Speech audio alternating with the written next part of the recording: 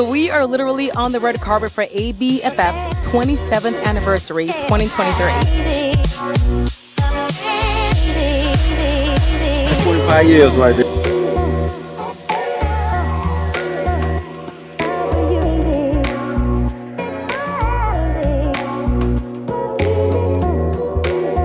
There's so many screenings, so many panel talks, so many just Black stories, Black everything.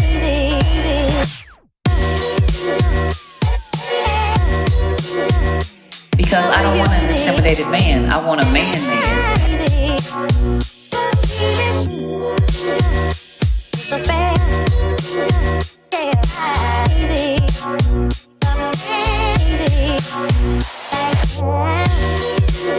Actually, in South I'm busting in on this.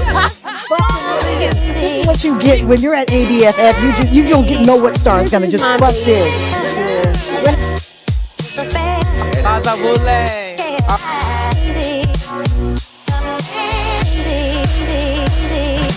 It's a star-studded affair. Hashtag Black Hollywood. Hashtag Black Excellence. And also, shout out to ABFF because you know what? Hashtag Hollywouldn't. Do this. I think, is that what it is? MIA. So.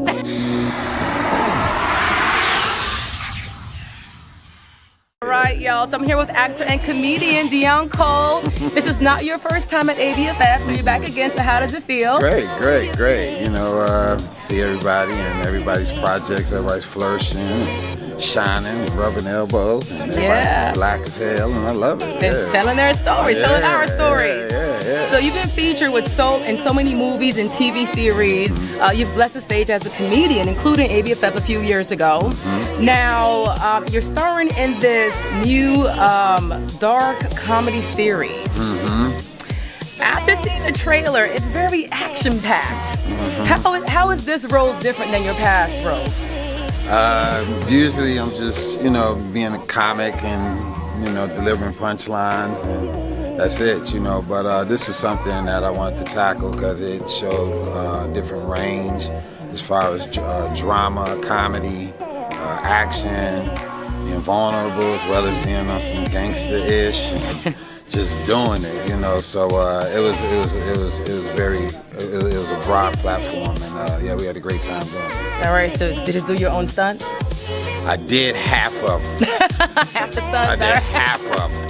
I kicked it off, and then I left when the punches came. Got you.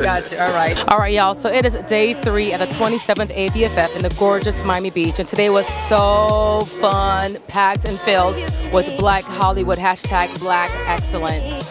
All right, y'all. So I'm here with Brett this week. He is the head of content for All Black and We TV. So welcome to ABFF 2023. How's it going so far? This is day 2. Listen, this is like my 18th year coming to ABFF. And so I'm excited every June. So we are in South Florida, and South Florida is a melting pot of Caribbeans. A lot of Caribbeans, whether Haitian, Jamaican, Cuban, Dominican, and so forth, have definitely contributed and have definitely immersed that culture into American culture and society. So are we going to see more Caribbean stories moving forward, or what's your take on that? So it is our responsibility to showcase the entire Black diaspora, right? So we have shows that are based in, Black America, but we also have shows that show what's going on in certain neighborhoods in Black Canada. In the Caribbean, we have a show called Send Help, which is about the Haitian American experience. We also have shows that are set in the UK and talk about the Black experience there, as well as a few African shows and movies. So, can I say Nollywood? Is that like Nollywood? No. So we have films from Ghana, from South Africa, from Nigeria, from Kenya. So, check us out, allblack.tv. That's a and we plug. can stream it domestically in the United States, the other shows outside of the U.S. So, allblack.tv is available in the U.S., and then in Canada and the Caribbean, we're Always Black. 2 L's. Always Black.tv. Yeah. Thank you.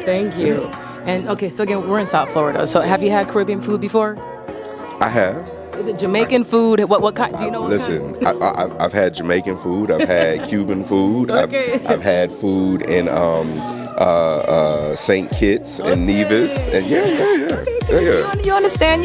Okay. You got the flavors in. All right, y'all. So we're here at the 27th ABFF in the beautiful Miami Beach, and I'm here with Rel Battle and Craig Robinson. Hello. And they are on the Killing It Satire and Comedy. So how's it going today? Pretty good. Having a beautiful time in hot Miami. Your first time in Miami? What?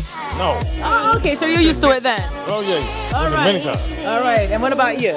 I'm drinking water, get my coconut water on. I'm doing good. There you go. And yes, coconut water in the lovely Miami Beach. All right. So now it's streaming on Peacock. And basically it's a comedy about class and capitalism. And you're trying to find the ultimate American dream and just trying to survive in America. So what kind of American dream are you chasing, or are we trying to chase, or what kind of message are you trying to convey with this comedy? This my character, he's looking to get that cold hard cash, and he does anything, including becoming an invasive species vigilante. His first season's all about him being in a contest where you got to catch snakes here in Florida, because that's a real thing where people got to catch snakes. So he figured, he got fired from his job as security guard because of that man. And so he just finds himself trying to figure out, he's trying to figure out how to get money so he can open a saw palmetto farm so he can make that big money. So that's how it starts. Do the United States really think that Florida is weird? I mean, he just spoke about trying to catch snakes. Does the U.S. think Florida's weird? Does the U.S. actually think that the universe thinks Florida is weird? Okay, so I think they cool Miami. I don't know about the rest of the country. No, I think it's a regular state. Every state has their quirks, and Florida has theirs especially. So Florida regular. Stop playing. Would you actually catch snakes? In real life, would you actually catch snakes? I would play with snakes that are like docile, but I wouldn't go in the woods, in a swamp and be like, "Hey, how you doing, snake?" No. I'm contractually obligated not to deal with snakes whatsoever. I just see one. Double? I see one. Yeah, I got a stunt double. You might have heard of him. His name's Michael B. Jordan. Backs me up. Okay, all right then. So what can we look forward to for this series coming up? We got fun, we got laughs, we got heart, we got a family relationship, we got big laughs, small ones, man. It's the great Craig Robinson. One of our other cast members, Claudia O'Dirty's involved. I'm here, so we give you a little bit of everything that I think a lot of TV shows don't give you. So we're really excited about season 2. Season 2 goes to a whole nother level. Yes. My character, he gets part of his dream and is quickly seized from it. So what is your all-time favorite comedy, sitcom, or series? Oh, man, I don't want to be a basic B, but I mean, nothing's better than Martin, man. Martin. Nothing's better than Martin. That's a good one. Good one. Let's see. I like The Office. That was pretty dope. That was a good one too. Okay, The Office. We go with that one. Brooklyn Nine-Nine. That kind of stuff. Gotcha. Okay, I got you on that one. All right. So on the count of 3, can we all say MIA? So SOUL. Wait, that's not words. You can sing it, talk it. MIA soul, like soul food. Okay. Yeah, SOUL. right. Okay, ready? Nicky. MIA. Okay. That's perfect. All right, ready? 1, 2, 3. And I'm here with actress Denise Batey. How's it going? Going great. Very honored to be here. Very excited. Of course, we had a rainstorm right before we got in here, and now I understand it's sunny. So, but that's okay. I'm here for ABFF, and I love it. And I was here over a dozen years ago, so it's pretty amazing to be back. So, Mother's Intuition. So, you played the role of a young pregnant woman grieving the sudden death of her husband, and then you're told that your baby is stillborn. And there's some kind of conspiracy that maybe your baby was switched at birth. Is this based on real life events, or where did this plot come from? You might have to ask a writer whether or not that was the case, because I do think that there was maybe an article or something that she pulled reference from, but of course she had, put her finger on and put her blessings on the paper. And guess what? We shot this in 13 days. 13 days? What? I'm kind of used to this. I had the perfect training grounds for this, Tyler Perry Studios. So we shoot pretty fast over there. We Shout out TV. But TV One, they're exploring so many other programs and genres. Yes. And it's not only traditional, but we can also stream programs as well. So based on your experience, how do you feel like streaming is going to take over like the whole traditional space? I'm not going to say take over, but it's definitely going to, chomp up a lot of the services that are out there. And you know what? Why not? Yeah. I mean, people get to watch what they want, when they want, how they want. And so, you know what? You can't be mad at folks for that. Yeah. So, no, as long as you watch TV One, I don't care how you get to it. Just get to it. just get to it. Just tell our stories. Exactly. Well, yeah. But I'm actually in South by. I'm busting in on that. This is what you get when you're at ABFF. You don't know what star is going to just bust in. Right here. When I tell you she has played my bestie twice, and I love this Isn't woman that right something? here. Yeah, That's she's so awesome. and she honestly is one of the best friends or whatever out there. We were just talking about In real life too? In real life too. I take it really seriously, and I seem to keep getting cast as the best friend of someone, and I think there's something to it. So when you watch this movie in particular, A Mother's Intuition, you'll get how a best friend shows up. Yeah. You know, how we listen, what we're to do. If you just need that extra little, this is what it looks like, this is the movie to watch. And I am with this queen killing it with her outfit, actress Olivia Washington. How you doing today? So well, thank you. Is it your first time at ABFF or in Miami, period? Not my first time in Miami, but my first time at ABFF, so I'm excited. Okay, Yeah. well, welcome. All right, so I'm a Virgo. It's about a 13-foot young boy or young man named Cody. So I saw the trailer, and I was really baffled at how the graphics came into play. Like, is he really 13 foot tall? Like, how did that y'all make it happen with the height and everything? Yes, he is really 13 feet tall. And that's for Jarrell. I did that for Jarrell. Jarrell's 13 feet tall. No, we had our bodies scanned at the very beginning of this process, and we all had dolls made of ourselves. So we're actually looking at a 13-foot tall version of Jarrell. And then there's kind of half-scale dolls of us. That's who Jarrell looks at when he's in his scenes. So it's pretty nuts. Like, Boots is so creative, and to even think about doing that as a concept to kind of execute, and the way it was executed, it's so impressive. Yeah. So how did you prepare for your role and your character? You know, I think a lot of conversations I had with Boots, and just really trying to understand the world that he made, and made sure that I was giving everything that I had to execute his vision. But yeah, Boots is a fascinating human being with such a full life, and I was just so gracious that he picked me. Yes, of course. Yeah. And what is the subliminal message behind I'm a Virgo? Ooh, I think that's really up for everyone else's interpretation. What I love about art is you can really find something in yourself, or find something that maybe other people don't see, and then you feel seen through that. So it's not for me to say. It's literal and figurative. Yeah. So Olivia, thank you so much. To my featured guest, hold that thought. To our MIA Soul audience, we'll be right back after this commercial break. When quality care is I grew up down here in South Florida, so for me, it's a little bit more personal. For the Mesman & Dover Law Firm, it's about community. For us, South Florida's our home. You all are our people. Our family. Our future. The difference we'll make for you, your loved ones, your kids, matters. Because to us, it's personal. If you need us, call us 24/7 at 866-954-MORE. That's 866-954-6673. The Mesman & Dover Law Firm, youraccidentattorneys.com.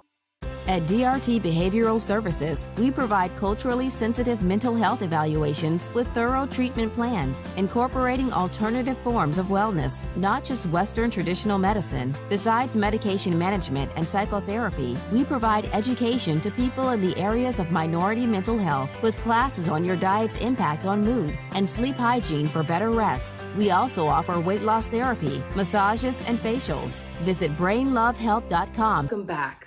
Now, on to my co-host. She's our board-certified psychiatrist and also the founder of the Brain Love podcast. So let's welcome Dr. Delvena, also known as Dr. Alma.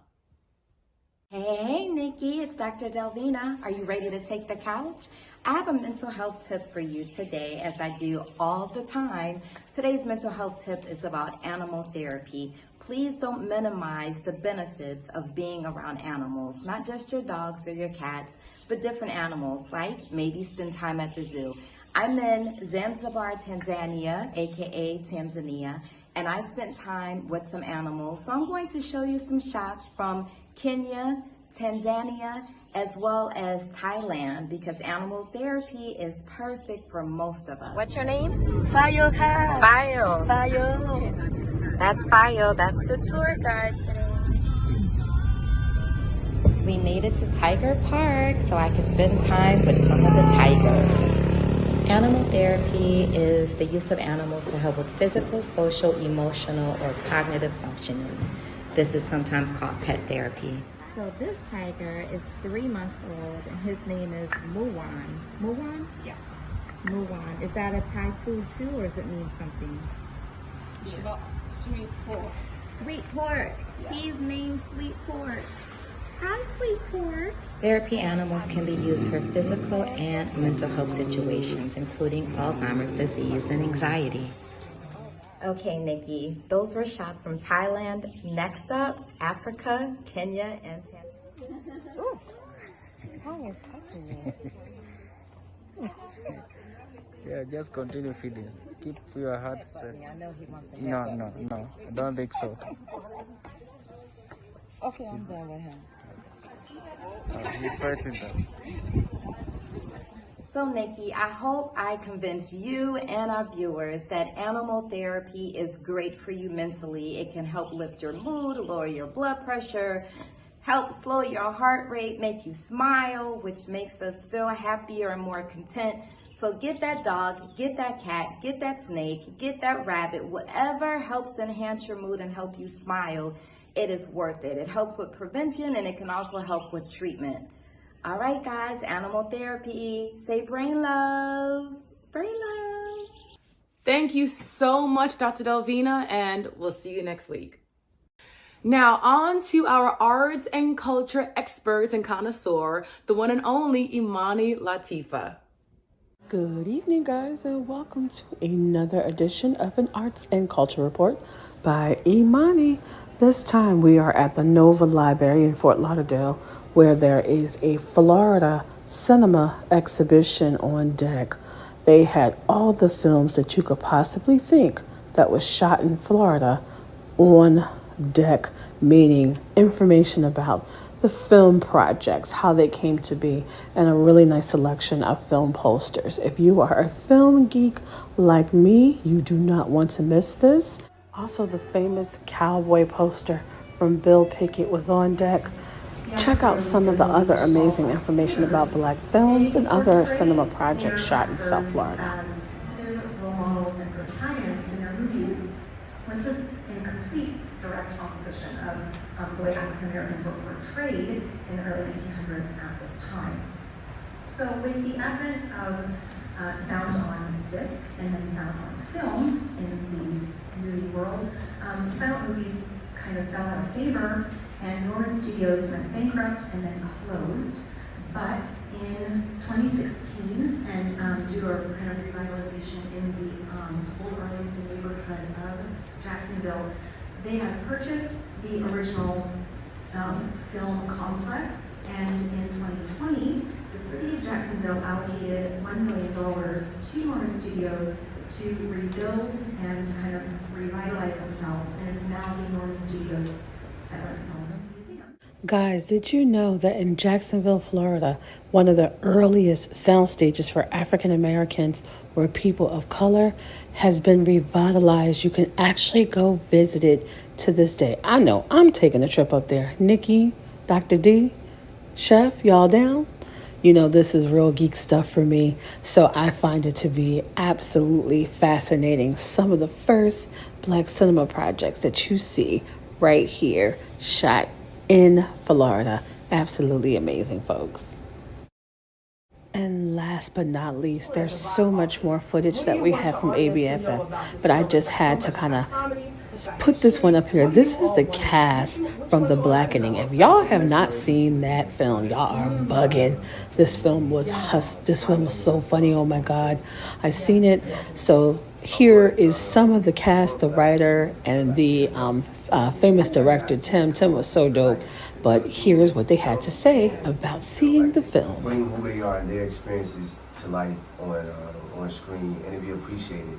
And I want other people who say yes and greenlight projects to see that we are enough in projects and we can move numbers at the box office. You know, we can have a cast of just us and it be entertaining and it makes money. It's definitely gonna make money. Yeah. You have anything to say? Oh, I can't beat that. Yeah, No, I'm not Melvin. Uncle Daddy. So all the nurses at Howard University Hospital. Yes, and to the admin where I enrolled at Norfolk State, I enrolled. You ain't get into United States? I got in, but I didn't have no money and I didn't want to take out no loans. Hampton University, you made a mistake. Oh, guys, thank you so much. Congratulations on all your achievements as an HBCU graduate and SCAD graduate. Good luck, y'all got this. I'll be going to see it again. Yes. Thank you so much, Imani. Thank you all. Guys, it was like being with my cousins and them. If you have not gone to see The Blackening, please go support Black cinema. This is some behind-the-scenes footage from June 17th's ABFF weekend. Guys, thank you so much for watching. Peace and blessings. Thank you so much, Imani, and we'll see you on the next show. Now, here's a little recap of what happened on day one at the American Black Film Festival on the red carpet. All right, okay, y'all. So I am here with American actor Jacko Sims from NBC6's New Amsterdam. And you have a new project that you're working on as well. Tell us about that. Yes, I am starring opposite the great Natasha Rothwell and her show that she created called How to Die Alone. It's my first comedy. Been doing dramas for 20 years, and I'm excited to make people laugh. And she's just wonderful. It comes out on Hulu next year. We gotta wait next year. Listen, Okay. I'm very hurt by that, but it is what it is. We'll pay patiently. We'll patiently wait. What was that? I didn't do that on purpose. No. Yeah. We'll. Okay, that's a Nickyism. So we are watching the screening of They Cloned Tyrone. And when I think of Tyrone, I think of Erykah Badu for some reason. You better call Tyrone. Maybe, I don't know, they call it Tyrone. But I do want to say that, so sometimes strange fiction becomes grim reality. Do you think it's actually happening? I do. I was on a show for 5 seasons called The Last Ship, which was about a virus that ravaged the world and killed a lot of people. And we were on this medical ship trying to save people's lives. Well, unfortunately, a few years later, we had this worldwide pandemic, and that one of those 2 medical ships was parked in my backyard in New York City, saving people's lives. So quick shout out to the U.S. Navy, the best Navy in the world, doing what they can to protect us on all fronts.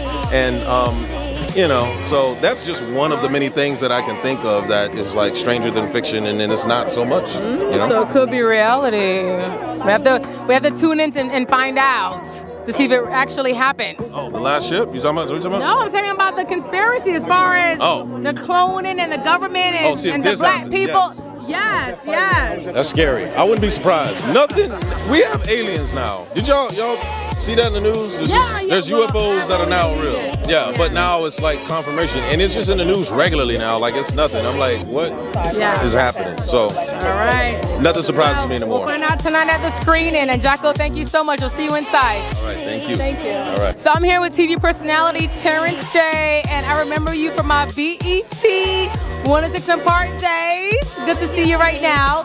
So we're about to watch the screening of They Cloned Tyrone. When I think of Tyrone, I think of Erykah Badu. I'm like, did Erykah's Tyrone come to save the actual Tyrone? So really quickly now, sometimes strange fiction becomes grim reality. Do you think it's actually happening? In real life clones? Yes. Oh, absolutely. Absolutely. I mean, every time I eat Impossible meat, I'm like, this is food that's made in a laboratory somewhere. So I think clones are right around the corner. Obviously, AIs are knocking on our door. I think it's all happening. We're in the precipice of a new society and a new world. Yeah. So is this like the new wave of telling our stories? Black stories as far as sci-fi, fantasy, horror. There's Nope, Lovecraft Country. There is The Blackening. So is this like a whole new wave of telling a new narrative for black people? I think it's a new wave for a new generation. You know, I mean, we grew up on iRobot and, you know, Men in Black and a bunch of different movies that inspired us. But I think that what this team has done with this film and what they put together is remarkable, and I can't wait for everybody to see it when it comes out on Netflix. All right, so we'll see you inside. Thank you so much. And y'all, today was fire, okay? I met actress Denise, I want to say Boute, and she's the starring actress in A Mother's Intuition that's going to premiere on TV One. And also, I just saw the cast of I'm a Virgo, about a 13-foot tall young black boy about his journey of being that super tall, living in Oakwood, California. So it's a star-studded affair, #Black Hollywood, #Black Excellence. And also, shout out to ABFF because you know what? #Hollywouldn't. MIA. So. There we go.